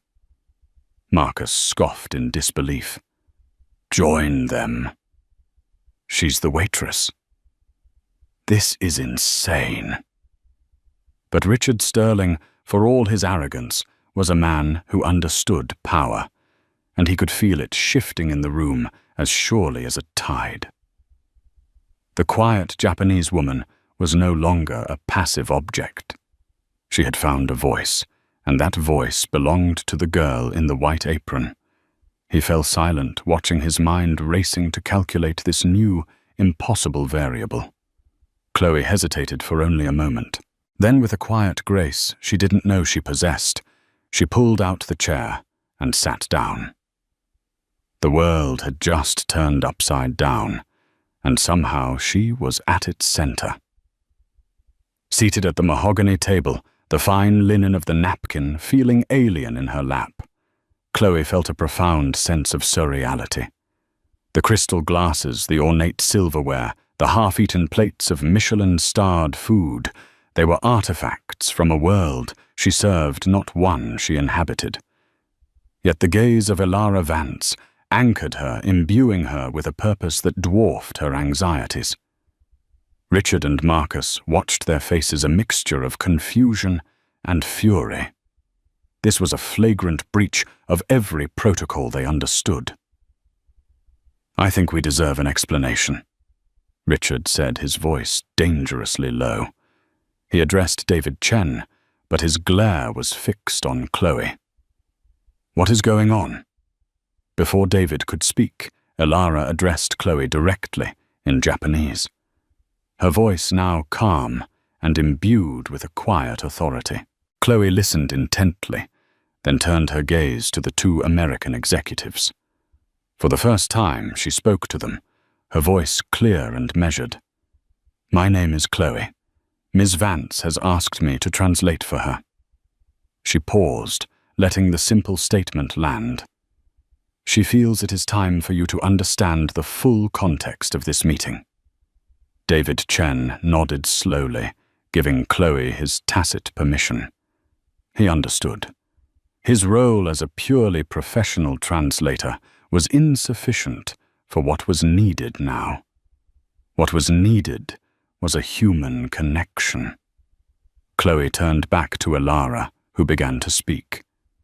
She didn't speak of business of robotics or stock prices. She spoke of a rainy Tuesday in Tokyo 6 months ago. She spoke of a black car, a slick road, and the screech of tires that was the last thing she remembered before waking up in a world of muted colors and confusing sounds. As Elara spoke, Chloe translated her voice, becoming a vessel for the older woman's pain and frustration. 6 months ago. Chloe began her words, painting a stark picture in the opulent room. Ms. Vance was in a serious car accident. She sustained a traumatic brain injury, specifically to the parts of her brain that control language processing Broca's and Wernicke's areas. She paused. Richard and Marcus exchanged a look of disbelief. Her cognitive functions. Chloe continued the words flowing through her memory, her intelligence, her brilliant engineering mind. They are all perfectly intact. She is the same woman who built a global empire from nothing, but the injury has caused a specific and rare form of expressive aphasia. Chloe took a breath, ensuring she conveyed the gravity of the situation exactly as Alara was expressing it. When she is under stress, her brain defaults. It reverts to its most fundamental pathways. For her, that is her native language. The English she learned in her 20s is inaccessible, a locked room in her own mind. The more she tries to force the words, the more they slip away. The story hung in the air, heavy and shocking. Alara Vance was not being difficult. She was not playing a power game. She was wounded. She was trapped inside her own brilliant mind, able to understand everything, but unable to command the language her audience required. Why wasn't this disclosed? Marcus blurted out, his tone more accusatory than sympathetic. We've been wasting our time here. Alara's eyes flashed, and she spoke a sharp, single sentence. Dignity is not a line item in a quarterly report. Chloe translated her voice as sharp as Alara's. Ms. Vance did not want to be defined by her injury. She did not want pity, nor did she want to be seen as a liability by the company she dedicated her life to building. This deal is not just an acquisition for her. It is her legacy. She has to know that the people she is entrusting it to are people of character, not just opportunists. Chloe's translation was imbued with the fierce pride she heard in Alara's Japanese. She came here tonight to look you in the eye, to gauge your character, your patience, your empathy. She believes you can learn more about a person from how they act when they are confused than when they are comfortable. A wave of shame so potent it was almost visible should have washed over Richard and Marcus. Their condescension, their loud, slow-talking insults, their whispered conspiracy to cheat her, all of it had been a test they had failed spectacularly. But shame was not a currency Richard Sterling dealt in. He saw not a tragedy, but an opening, a weakness to be exploited. His mind, ever the calculator, was already re-evaluating the deal based on this new information. A vulnerable seller, a seller with a brain injury. He leaned forward, his earlier frustration replaced by a slick, predatory sympathy. Miss Vance. Alara. My God, that's terrible. We had no idea. Please accept our deepest apologies. Of course we understand. And we want to help. His eyes gleamed. In fact, this makes everything so much simpler. We can take the burden off your shoulders. We can expedite the deal, handle the details, so you can focus on your recovery. There's no need to trouble you with the complex clauses and performance metrics. Marcus quickly caught on his expression, shifting to one of mock concern. Yes, absolutely. The last thing you need is more stress. We can sign a letter of intent tonight, a simple one, just to get the ball rolling, for your own good. Chloe felt a chill creep up her spine as she translated their words. She relayed the meaning, the sympathetic tone, but she also saw the truth behind their eyes. They were sharks that had just scented blood in the water. They weren't seeing a person to be respected. They were seeing a target to be taken down. Alara Vance listened to the translation, her face unreadable once more. She then looked at Chloe, and in her eyes, Chloe saw a flicker of the same weary disappointment she had seen earlier. The test was not over. In fact, it had just entered its most dangerous phase. The dinner was no longer a dinner. It was a battlefield, and Chloe, the waitress, was now standing on the front line, armed with nothing but her understanding of 2 languages and a growing sense of dread. The air which had briefly cleared with the honesty of Ilara's confession was now thick with a new kind of poison predatory opportunism. Richard slid a leather-bound folder from his briefcase and placed it in the center of the table. It landed with a soft, definitive thud. "This is our revised offer," he announced, his voice smooth as silk. "It's simplified, much more straightforward. It accelerates the payout and places the operational transition entirely in our hands. It's a turnkey solution designed for your peace of mind, Ilara." He was using her first name now. The false intimacy was nauseating. Chloe felt a knot of anxiety tighten in her stomach. She was a fine art student. She knew about Renaissance painters and modernist sculpture, not leveraged buyouts and equity transfers. But she had to try. She had to be more than a mouthpiece. Ilara gestured for Chloe to examine the document. As Chloe picked it up, she felt the weight of it. The cold, smooth paper filled with dense, legalistic text. She began to read the key clauses aloud to Ilara in Japanese, her voice slow and careful. As she did, she could feel Richard and Marcus watching her, their patience already wearing thin. "Clause 7b, Richard interrupted, "is a standard indemnity clause, just legal boilerplate. We can skip that." "Section 12, Marcus added, just outlines the redundancy protocols for her executive team. It's really just a formality." They were trying to direct her to control the flow of information, but as Chloe read, certain phrases snagged her attention.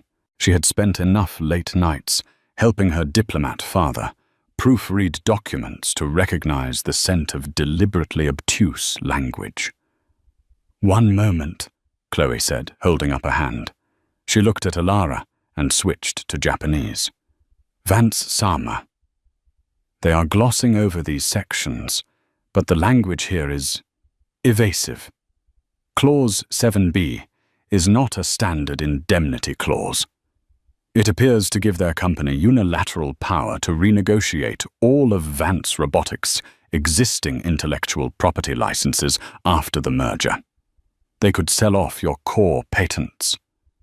Ilara's eyes narrowed almost imperceptibly. She gave a slight nod for Chloe to continue. "And Section 12, Chloe went on, her heart pounding, "is not about redundancy. It's a non-compete clause, but it is written so broadly that it would not only prevent your top executives from working elsewhere, it would effectively prevent you personally from engaging in any related technological endeavors for a period of 10 years. They are trying to buy not just your company, but your future." Chloe was no longer just translating. She was analyzing. She was protecting. With every sentence she decoded, she felt a surge of adrenaline. The 2 powerful men at the table suddenly seemed smaller, their expensive suits and confident smiles, nothing more than cheap camouflage for their greed. Richard was becoming agitated. "What's the hold-up? What are you telling her?" "Just tell her it's a standard agreement." Chloe met his glare, her own expression unyielding. "I am ensuring Ms. Vance understands the full and precise meaning of every clause, Mr. Sterling. As you can appreciate, clarity is paramount in a deal of this magnitude." Her formal corporate language coming from a waitress seemed to stun him into momentary silence. Ilara then posed a question in Japanese, her tone deceptively light. Chloe translated. "Ms. Vance is curious about the revised valuation of the company's R&D division. The initial offer had it pegged at $100 million. In this new document, that figure appears to be absent, folded into a general assets category." Marcus waved a dismissive hand. "It's a clerical simplification. The overall number is what matters. It's all in there, don't worry. Elara spoke again, her words soft, but carrying the weight of steel. Chloe's translation was precise. Vance Sama says that in her experience, when a number of that size becomes silent, it is rarely for clerical reasons.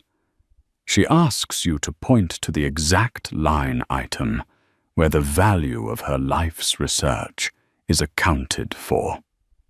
A bead of sweat trickled down Marcus Thorne's temple. He and Richard began flipping through their copies of the document, a frantic rustling sound that filled the room. They were flustered. They had assumed their opponent was incapacitated, that the translator was a simple tool. They had never expected such surgical, informed questioning. They had never expected Chloe. Elara Vance sat back in her chair, a picture of absolute calm. She took a delicate sip of her tea. For the first time all evening, a tiny, almost imperceptible whistle touched the corners of her lips. She was not the wounded animal they had perceived. She was a hunter, and she had just watched her prey walk confidently into a trap of their own making. Chloe realized with a jolt that Elara's questions weren't just for information. She already knew the answers. She understood the contract perfectly. The aphasia affected her ability to speak English, not to read it. She hadn't needed a translator for the words on the page. She had needed one for the men in the room. She had needed a witness. The entire evening, the silence, the confusion, her apparent vulnerability, it had all been the most elaborate high-stakes character test imaginable.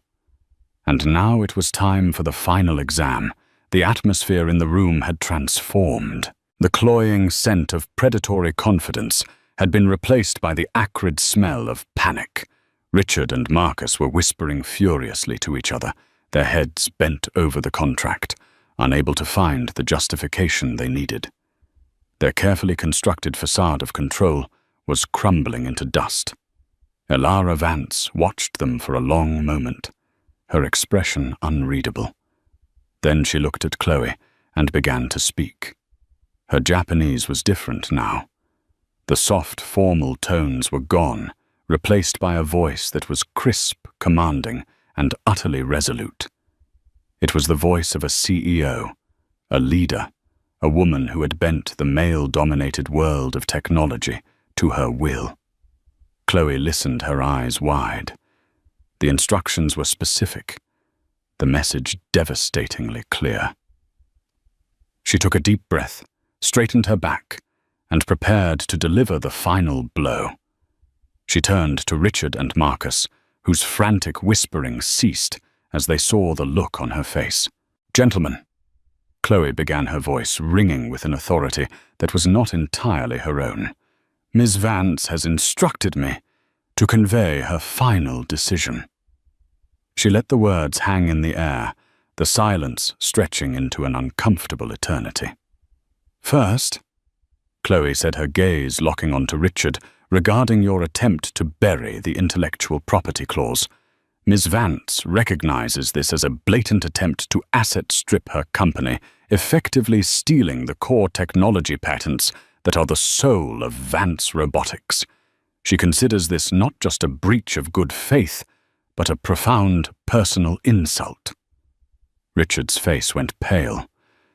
"Second," Chloe continued, turning to Marcus, "regarding the deceptively worded non-compete clause. Ms. Vance finds it amusing.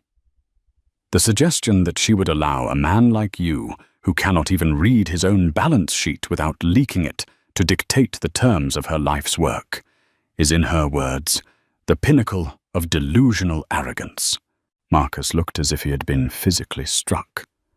"And third," Chloe said, her voice dropping slightly, "regarding the deliberate obfuscation of the R&D division's value.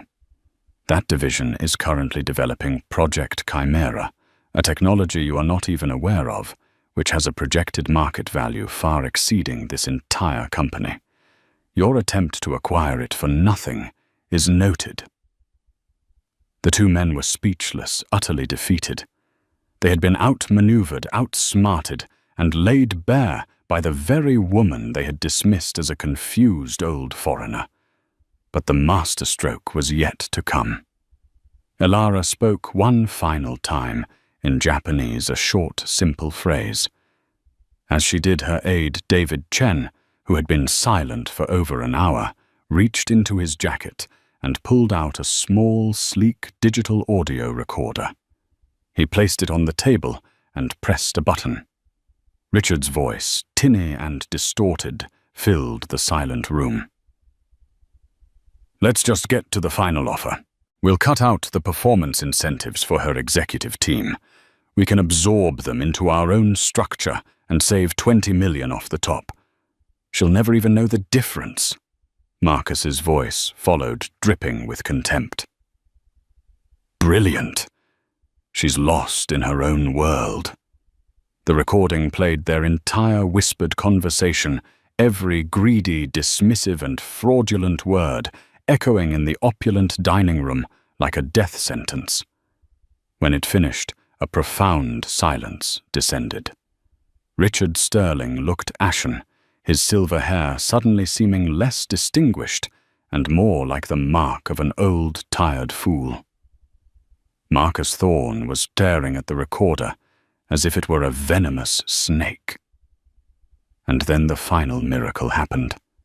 Elara Vance looked across the table directly at Richard and Marcus. She leaned forward slightly, and in a voice that was quiet, raspy from disuse, but perfectly chillingly clear, she spoke her first English words of the night. "I believe," she said, her accent a faint, elegant melody, "this negotiation is over." The shock was absolute. It was a thunderclap in a silent church. The locked room in her mind had been opened. Perhaps it was the release of stress, the adrenaline of victory, or simply the sheer force of her will. But she had broken through the aphasia. She stood up, her posture regal. David Chen held her chair.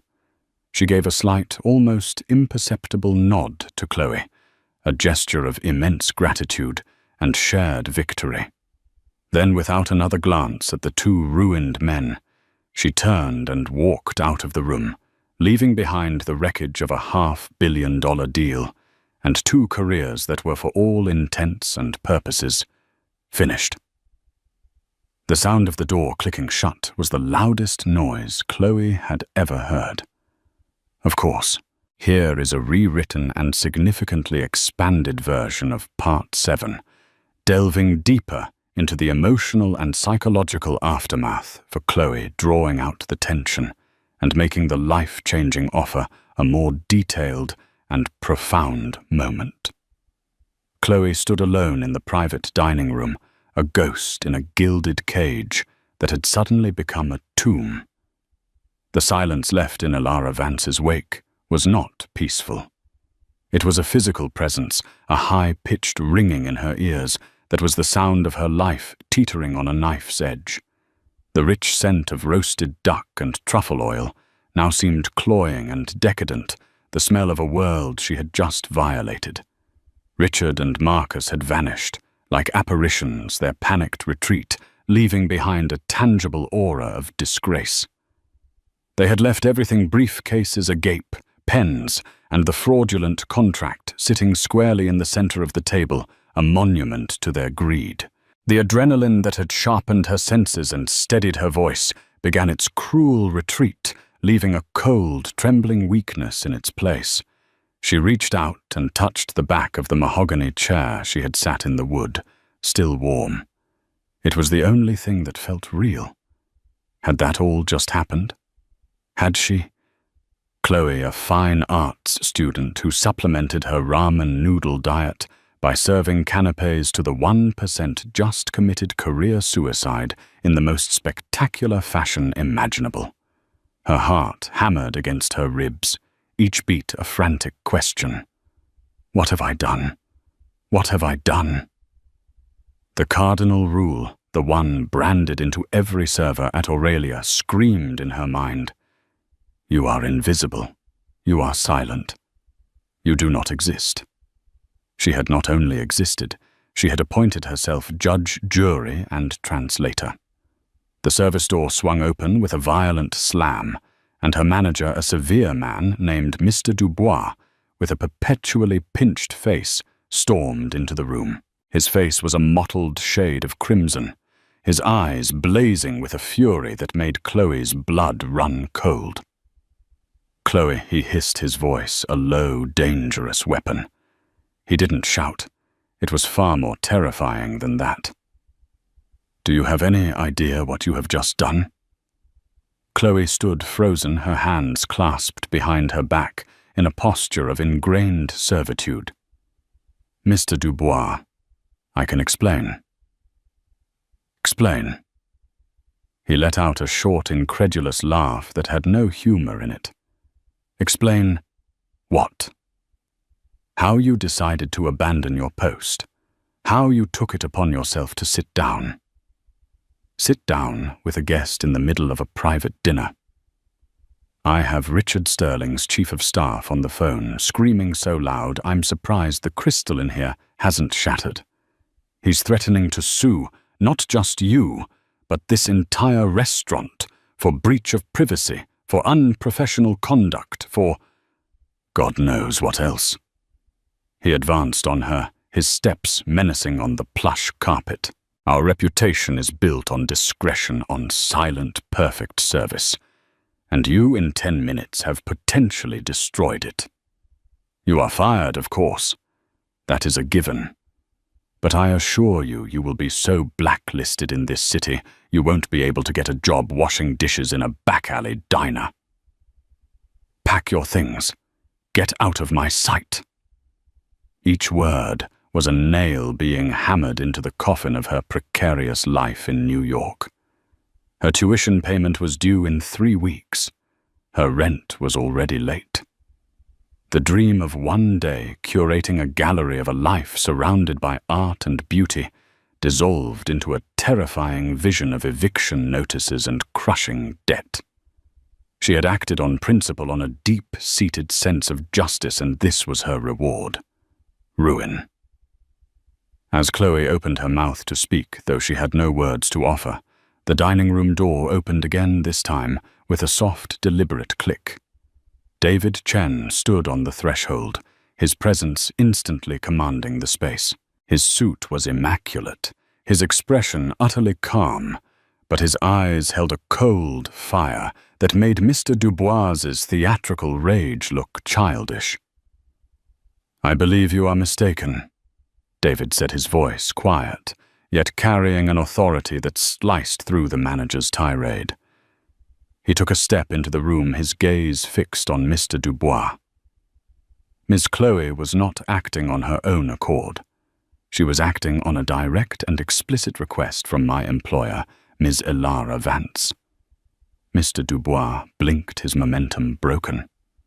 "What?" "That's impossible. She was providing a service that neither you nor your esteemed guests were equipped to offer clarity and respect." David continued, his tone unwavering. He took another step, and the manager instinctively took one back. The power dynamic had been redrawn in an instant. "As for Mr. Sterling, I would advise him to be very careful about making threats. We have a recording of him and Mr. Thorne conspiring to commit wire fraud and contractual deception. My next call is to our legal team. His chief of staff will soon have far more pressing concerns than the conduct of a waitress." The color drained from Mr. Dubois's face. The name Vance, which before had just been a name on a reservation, now landed with the weight of a global corporation and its army of lawyers. David's attention shifted from the stunned manager to Chloe. The coldness in his eyes vanished, replaced by a genuine warmth and a profound look of respect that felt more valuable than any paycheck. "Ms. Vance would like to speak with you.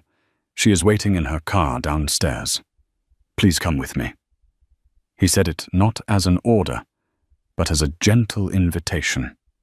He then turned his head slightly towards Mr. Dubois. "See to it that her personal belongings are gathered and delivered to the address I will provide. She will not be returning." Without another word, he held the door open for Chloe. She walked past her former manager, who stood gaping like a fish, his authority utterly dismantled. She didn't look back. She walked through the bustling main dining room, where other servers and staff paused their work to stare whispering behind their hands. She was a curiosity, a scandal in motion. She felt their eyes on her back as she shed her white apron, folding it and placing it on a service counter, a final symbolic act of leaving that world behind.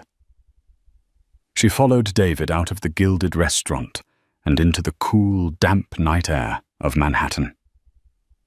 At the curb, a sleek black Rolls-Royce was purring its engine, a barely audible hum. It wasn't just a car. It was a vessel from another dimension, a silent, imposing statement of power. David opened the rear door, and Chloe, feeling as though she were stepping into a dream, slid inside. The door closed with a heavy, satisfying thud and the chaotic symphony of the city. The swans, the horns, the chatter was instantly muted, replaced by an unnerving, profound silence. The interior was cavernous, smelling of rich leather and the subtle clean scent of jasmine. Across from her, illuminated by the soft glow of the cabin lights and the passing street lamps, sat Elara Vance. She looked tired, her face etched with a weariness that hadn't been there in the restaurant. The immense effort of the evening of maintaining her composure, of forcing her mind to reclaim a language held captive by trauma, had clearly taken its toll. She leaned her head back against the plush headrest. Her eyes closed for a long moment. When she opened them, they were fixed on Chloe, and they were filled with a deep, soulful gratitude. The silence Elara began her English quiet, but steady, each word seeming to cost her a small measure of energy. "It is a very lonely place, Chloe. For 6 months I have been adrift in it. People either shout at me as if I am a fool, or they speak about me as if I am not there. Tonight, you gave me my voice back, not just by speaking my language, but by hearing what I did not say." Chloe was overwhelmed, twisting her hands in her lap. I don't know what to say, Ms. Vance. I thought I was going to be fired. I was terrified. I grew up in Kyoto. My father was a diplomat, and to hear them the way they spoke to you, the disrespect, I couldn't just stand there. Elara's lips curved into a soft, genuine smile. "I know. I saw it in your eyes, long before you approached the table. I saw you flinch when Mr. Thorne shouted. I saw your jaw tighten when Mr. Sterling began his conspiracy. I was watching them, but I was also watching you." She leaned forward, her intensity filling the small space. "The accident changed everything for me. It showed me how quickly the world can turn on you.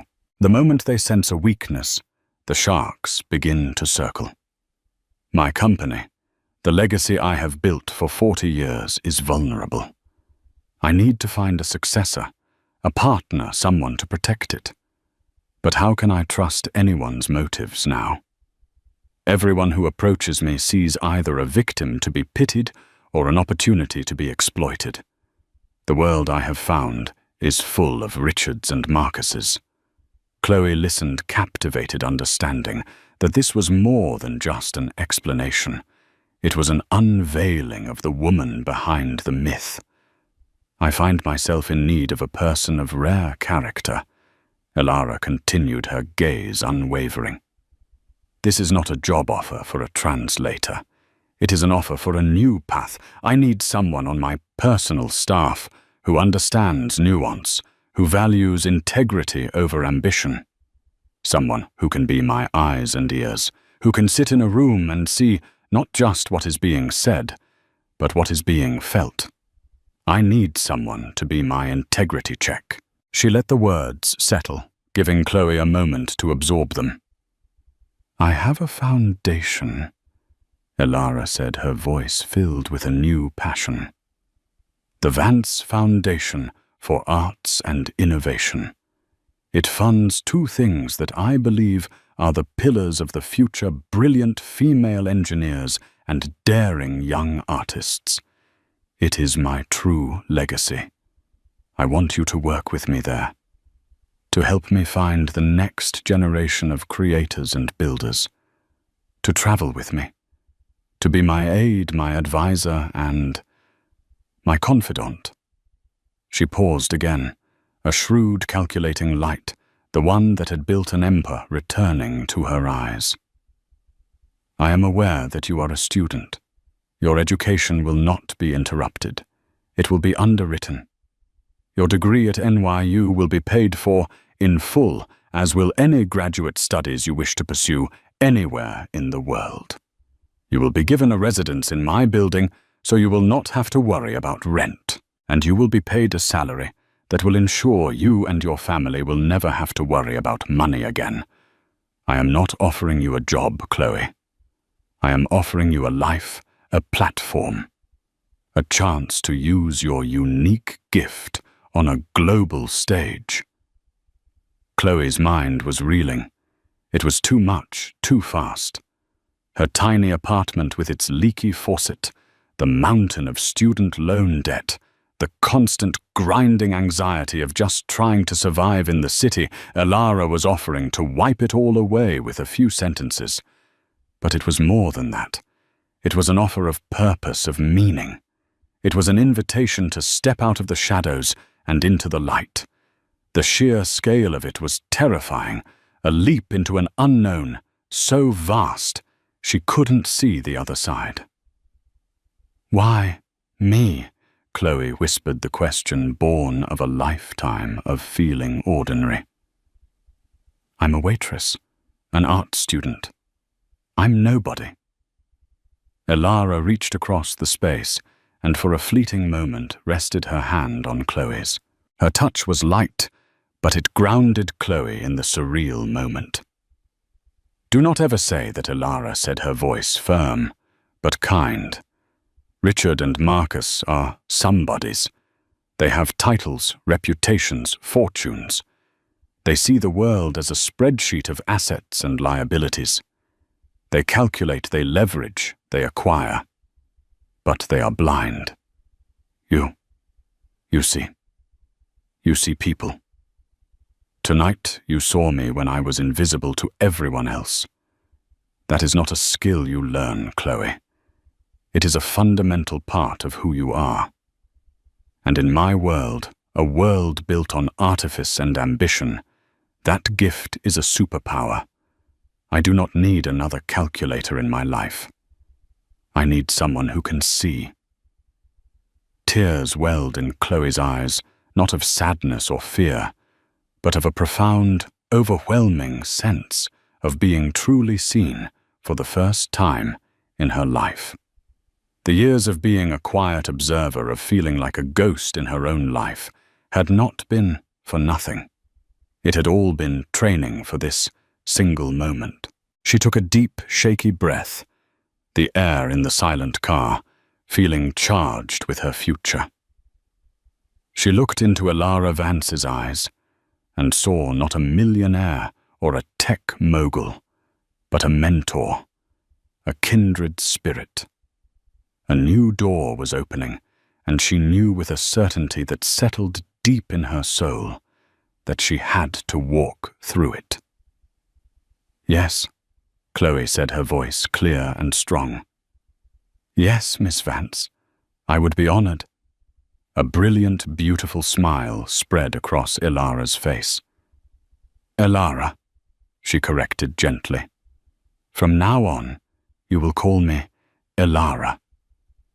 As she spoke, the car pulled away from the curb, gliding silently into the river of traffic. Chloe looked out the window at the towering skyscrapers of Manhattan, their lights twinkling like a galaxy of earthbound stars. Just an hour ago, she had been a tiny, insignificant speck in that vast, indifferent city. Now, as the Rolls-Royce moved through the night, she felt like she was finally on her way to becoming one of them. The journey was just beginning. What you just heard wasn't just a story about a business deal. It's a story about the masks we wear and the snap judgments we make every single day. It's about how we constantly underestimate the people around us, the quiet colleague in the office, the cashier at the grocery store, the waitress serving our table. We see a uniform, a job title, a silent exterior, and we fill in the rest with our own prejudices. But behind every pair of eyes is a universe of experience, a hidden strength, a voice waiting for the right moment to be heard. Elara Vance wasn't a victim. She was a queen testing her court. And Chloe wasn't just a waitress. She was the only one worthy of entering it. If this story moved you and reminded you of the extraordinary power of ordinary kindness and perception, please give this video a like and share it with someone who needs to hear it. And don't forget to subscribe and hit the notification bell for more real-life stories that reveal the incredible truth that heroes are all around us, often in the most unexpected of places. Thank you for listening.